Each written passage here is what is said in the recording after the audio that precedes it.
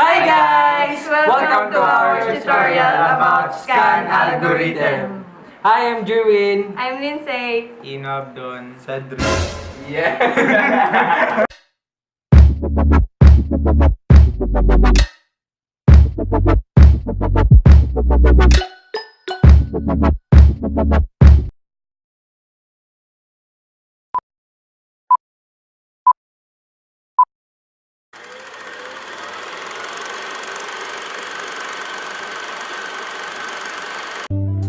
Let's start. Scan algorithm, also known as elevator algorithm.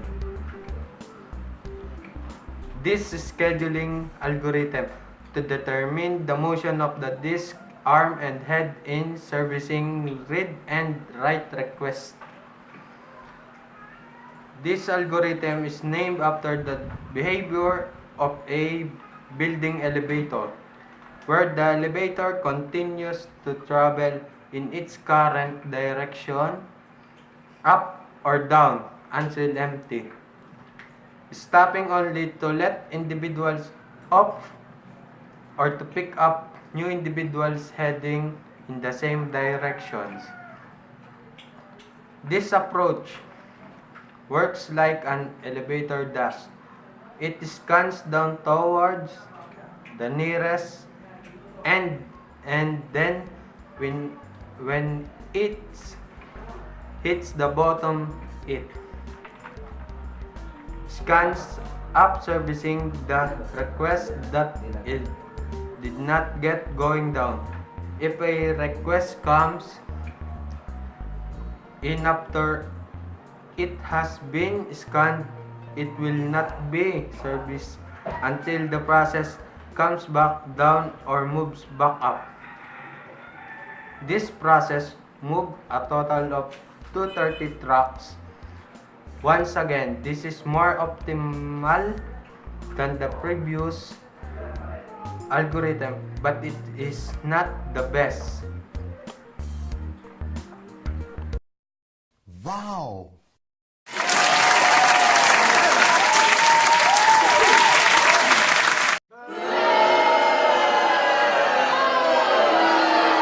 We will discuss the advantage and disadvantage of scan algorithm. In scan algorithm, the disk arm moves into a particular direction and services the request coming in its path, and after reaching the end of this, it reverses its direction and again services the request arriving in its path. So, this algorithm works like an elevator and hence also known as elevator algorithm. As a result, the requests at the mid-range are serviced more and those arriving behind the disk arm will have to wait. Advantage: high throughput, low variance of response time, and average response time. Advantage: long waiting time for requests for locations just visited by disk arm.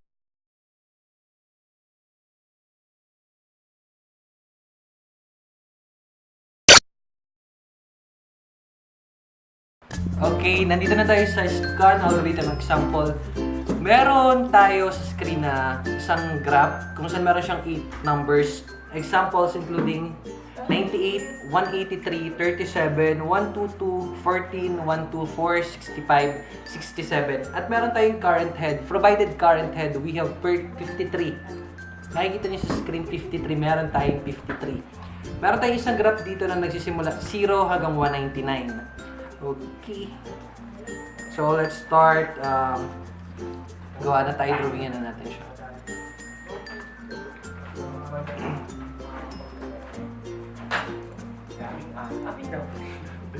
So, sa scan algorithm, lagi tayo nag-start dun sa binigay nilang current head, which is 53. 53. Tapos, susunod siya another 37. 14. Including natin yung 0, siya ay head 1. Tapos, 67. 65 rather. 67, 98, 122, 124, and 188. Ayan, meron na tayong graph. Kaso kulang na lang siya ng line. So, mag-a-add tayo ng line. Start tayo kay 53, papunta dun kay 183.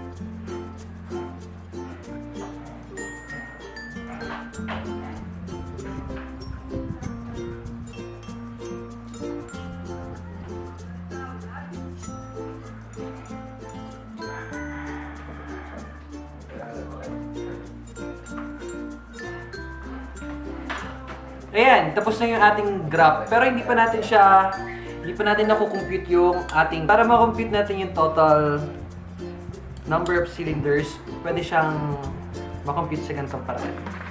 The number of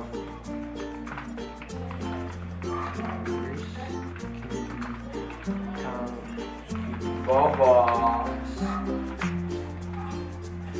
Okay. 53, which is yung ating current head movement minus dun sa pinuntahan niya. 37 plus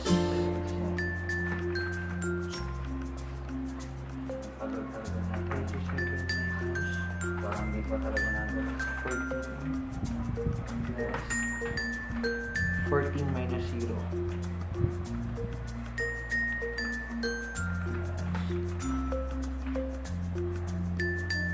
65 minus 0 plus 65 minus 67 98 minus 67 plus 122 minus 98 plus 1.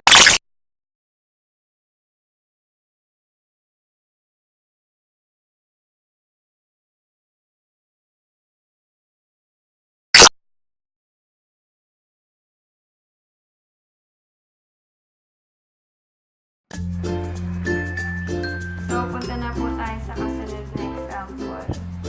So, we have the given 95, 180, 34, 123, 11, 119, 62, and 64.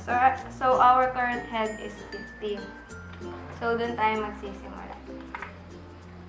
So, 50, 34, 11, 0, 62, 64, 95, 119, 193, 180.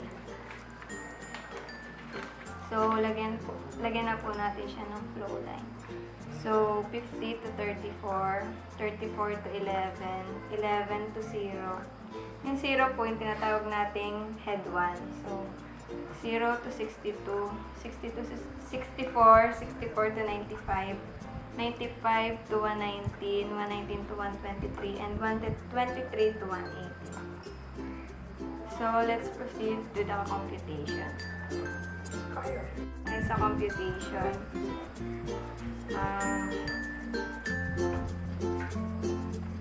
we have the given 50. So, 50 minus 34. Tapos, i-add po natin siya dun sa kasunod na mga cylinders. 34 minus 11. 11 minus 0. Plus 62 minus 0. Plus 64 minus 62. Plus 95 minus 64 plus 119 plus 95 plus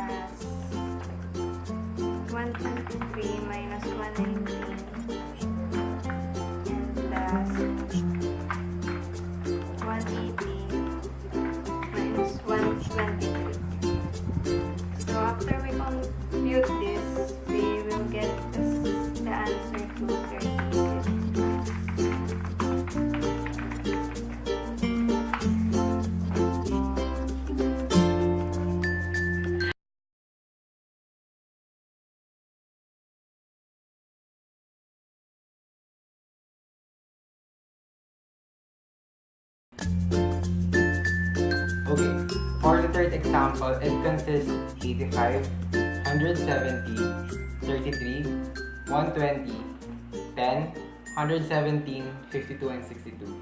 Sorry, we forgot to indicate 199. The current head is 45. So as you can see, the example does not have a specific order and it is in a random order. To start the scan algorithm, you must first create a table that looks like this one. Then, indicate the examples into an ascending order or the least value to the greatest. To start, you must first find the current head and plot it. Next step is find the least number next to 45, which is 33.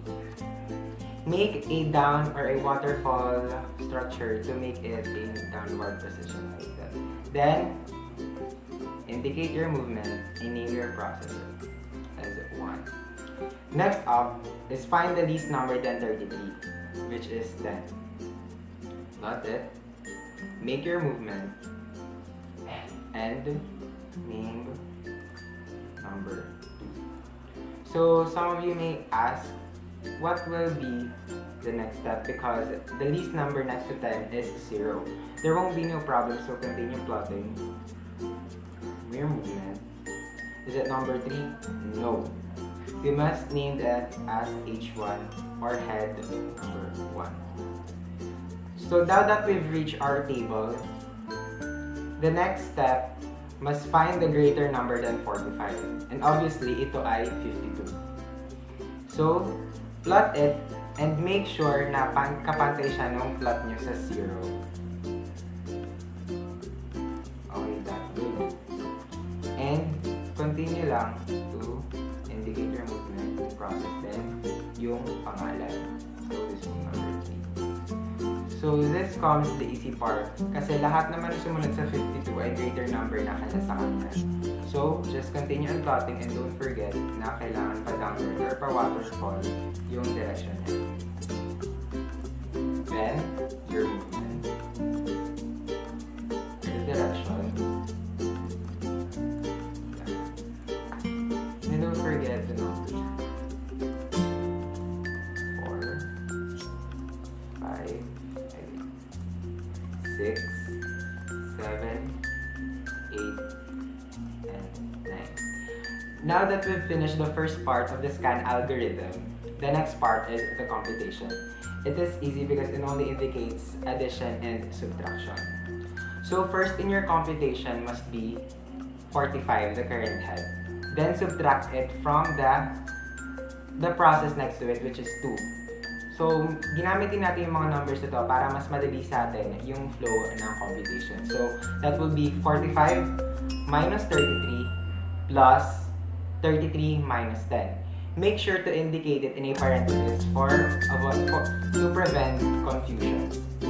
So, that means 45 minus 38 plus 33 45 minus 33 plus 33 minus 10. Hanggang sa makabuo kayo ng sunod-sunod na algorithm, just like this one. And when you reach the last number, it's up to you if you want to manual it or use a calculator. And the total must be 235 cylinders. And that is how easy the scan algorithm is. Thank you. It's the motherfucking Eagle Double G. Snoop Dogg. You know I'm mobbing with the D.R. Thank you for watching our tutorial.